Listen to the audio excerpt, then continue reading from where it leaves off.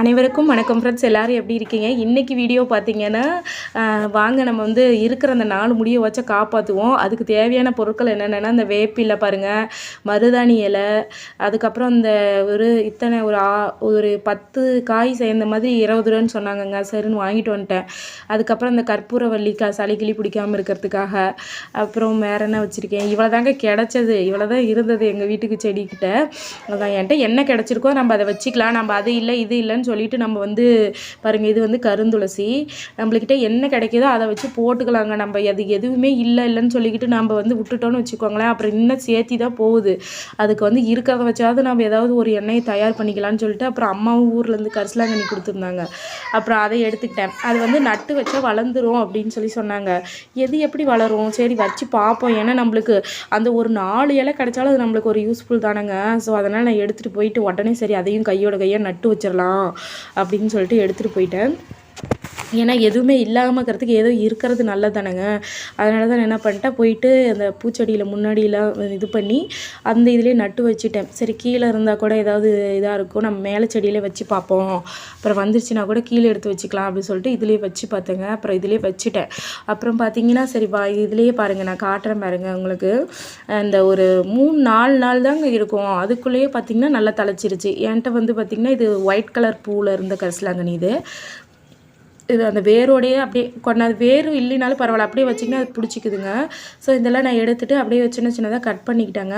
அதாவது இந்த நெல்லிக்காய் கட் பண்ணிவிட்டு அடுப்பை ஸ்லோவில் வச்சுட்டு எண்ணெயை ஊற்றிட்டேன். ஒரு 1/4 லிட்டருக்கு மேலேயே இருக்கும். ஊற்றிட்டு நல்லா காஞ்சிட்ருக்கிற டைமில் என்ன பண்ணிட்டேன் அப்படின்னா, உரலை வந்து நல்லா கழுவிட்டு அதுக்கப்புறமேட்டு பார்த்திங்கன்னா அது கொஞ்சம் காயிற அளவுக்கு கொஞ்சம் நேரம் டைம், அது காஞ்சிடும், 5 நிமிஷத்தில் காஞ்சிடுதுங்க. அப்புறம் அது காஞ்ச வட்டிக்கு நல்லா நம்ம தண்ணி எதுவுமே விட தேவையில்லைங்க. அந்த நெல்லியில் வர தண்ணி, அந்த இலைகளில் வர தண்ணியே போதுமானது. சும்மா ரொம்ப போட்டு மைக்கெல்லாம் வேணாங்க, சும்மா அப்படி 4 தட்டு தட்டுனா போதும். நம்ம மயிற மாதிரி ஆட்டுறனால தான் நம்மளுக்கு டைமும் கிடைக்கிறதில்ல. நம்ம வந்து இருக்கிற இதில் வந்து இந்த போட்டு இந்த மாதிரி இது பண்ணாலே போதும், நமக்கு அந்த சாறு இறங்குறது தான் முக்கியம். ஸோ அந்த மாதிரி சாறு வர அளவுக்கு போட்டு நல்லா வந்து 4 தட்டு தட்டுனிங்கன்னா வந்துடுது. ஸோ இங்கே பாருங்களேன், இந்த ஓரளவுக்கு இந்த அளவுக்கு கோரஸாக வந்து மறைஞ்சிருந்தால் போதும்.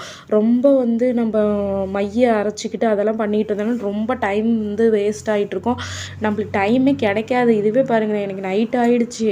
ஸோ அதனால தான் சரி நம்மளுக்கு கிடைச்ச டைமில் நம்ம எப்படி யூட்டிலைஸ் பண்ணணும் அப்படின்னு தான். இதில் வந்து பார்த்திங்கன்னா எந்த சத்துக்களுமே போகாது.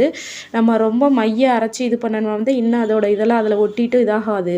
ஆனால் இந்த மாதிரி நம்ம கோரஸாக இது பண்ணும்போது ரொம்ப வந்து அதோட சாறுகள் வேஸ்ட் ஆகாது. பாருங்கள், ஃபஸ்ட்டு பார்த்திங்கன்னா ஹை ஃப்ளேமில் வச்சுட்டு நல்லா இந்த மாதிரி பொரியிற அளவுக்கு வச்சுக்கோங்க. அப்புறம் நல்லா அதுவே நான் பொரிச்ச நல்லா அந்த மாதிரி வந்துகிட்டே இருக்கணும் பபிள்ஸு. அந்த மாதிரி டைமில் வந்து நல்லா கம்மியாக வச்சுருங்க. அப்புறம் அது தானாக கம்மியாக, நம்ம ஹையாக வச்சோம்னா அப்புறம் அதில் இருக்க இன்னும் அதுக்குள்ளே இருக்க சத்துலாம் போயிடும். அதனால் கம்மியாகவே வச்சுருங்க. நான் வேறு ஃபஸ்ட்டே வெந்தயம் போடணும், அதை மறந்துட்டேன். நீங்கள் ஃபஸ்ட்டே போட்டுக்கோங்க. நான் வந்து அந்த வெந்தயம் போட்ட பிறகு கொஞ்சம் வந்து ஃப்ளேமை ஹை பண்ணிக்கிட்டேன். ஏன்னா அந்த வெந்தயத்தோட அந்த இது இறங்கணும் இல்லையா, எசன்ஸ். அதுக்காக நான் ஃப்ளேமை கொஞ்சம் ஹை பண்ணி அப்படி கிண்டி விட்டுட்டே இருந்தேன்.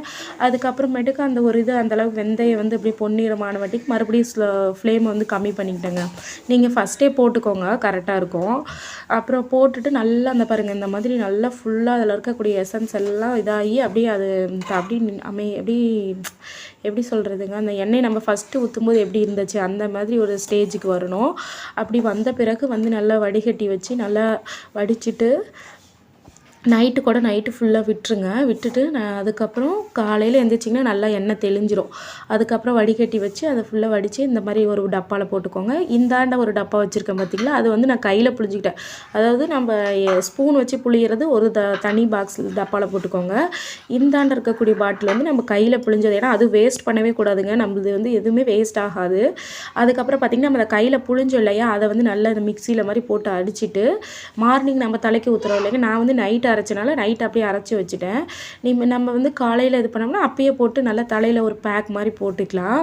இது பாருங்கள், அப்படியே அக்யூரேட்டாக சொல்லணும்னா ஒரு 4 டேஸ் இல்லை தான் 5 டேஸ் தாங்க இருக்கும். அதுக்குள்ளேயே பாருங்கள், அந்த பாருங்கள் உங்களுக்கே அதில் தெரியும் பாருங்கள், 4-5 இலை மாதிரி விட்டுருந்தது. எனக்கு ரொம்பவே சந்தோஷம்தான். ஸோ இந்த மாதிரி நிறைய நம்மளுக்கு தேடி போய் கிடைக்கிறத விட ஏதோ கொஞ்சமாவது நமக்கு கிடைச்சிருக்கே அப்படின்ட்டு அதை கிடைச்சதை வச்சு ஏதோ ஒரு போட்டு அதை ஒரு 4 இலையாவது போட்டு ஒரு ஒரு பொரிச்சுக்கோங்க, என்ன கிடைக்குதோ. எனக்கு பார்த்திங்கன்னா அன்றைக்கி மருதாணி இலை, வேப்பிலை இலை, கருவேப்பிலை இலை இதில் கொஞ்சம் கொஞ்சம் தான் கிடைச்சது. அந்த கொஞ்சம் கொஞ்சத்தை வச்சு நான் போட்டுட்டேன். நம்மளுக்கு நிறைய வேணும், அவ்வளோ பொண்ணு இவ்வளோ பொண்ணு குவான்டிட்டிலாம் பார்த்துட்டு இருந்தோம்னால நம்ம ஒன்றுமே செய்ய முடியாது. ஸோ ஒன்று கிடைக்கும், ஒன்று கிடைக்காம கூட இருக்கலாம். நம்மளுக்கு என்ன இருக்கோ, எது கிடைக்குதோ அதை வச்சு ஒரு ஆயில் ப்ரிப்பேர் பண்ணிக்கோங்க. நான் வந்து ஜாபுக்கு போயிட்டு வந்துடுவேன். அப்புறம் டியூஷன், எனக்கு நிறைய கமிட்மெண்ட் இருக்கும்.